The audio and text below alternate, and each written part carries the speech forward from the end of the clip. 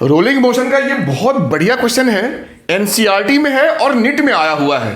Question क्या है, figure नहीं था, फिगर हमने बनाया है।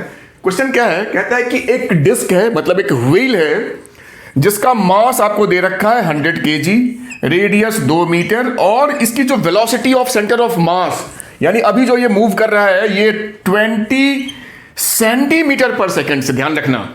तो इतना पूछा है कि इसको रोकने में कितना हमें वर्क, मतलब ये लुढ़कता हुआ ऐसे आ रहा है ना, घूमता हुआ आ रहा है। सपोज ये यहां तक आके रुक गया, यहां तक आके ये रुक गया, तो हमने कितना वर्क करना है इसको रोकने में।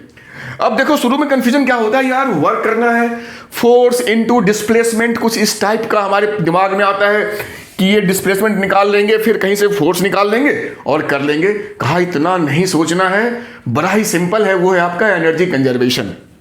वो क्या सोचना है कि अभी जो डिस्क का, ये जो रोलिंग डिस्क है, इसका जो एनर्जी होगी वो टोटली काइनेटिक होगी। क्योंकि ये सरफेस मेरा प्लेन है तो पोटेंशियल की यहां बात नहीं करेंगे, तो टोटली काइनेटिक होगी। और इसको रोकने में हम जो वर्क करेंगे, एक्चुअली जब ये रुक जाएगा तो इसकी एनर्जी जीरो हो जाएगी आइडियल केस में। तो सारी एनर्जी खत्म हो गई, तो वो एनर्जी कहां गई, तो जो हमने वर्क किया होगा वो वर्क इसके initial kinetic energy of rolling उसके बराबर होगा। ये कंसेप्ट लगाना है।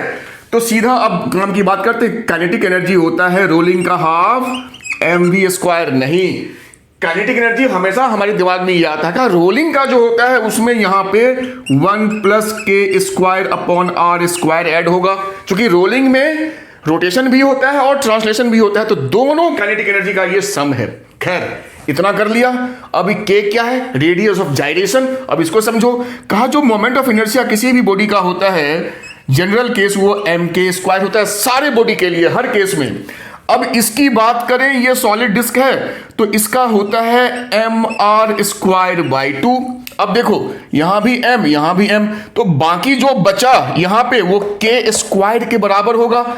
मतलब k² हमारा हो गया r²/2, ये समझना था। अब यहां पुट कर दो, k² r²/2। अब r² कट गया तो यहां बचा 1/2 भाई, 1/2 ही बचा, और 1/2 + 1/1, तो ये हो गया मेरा 3/2।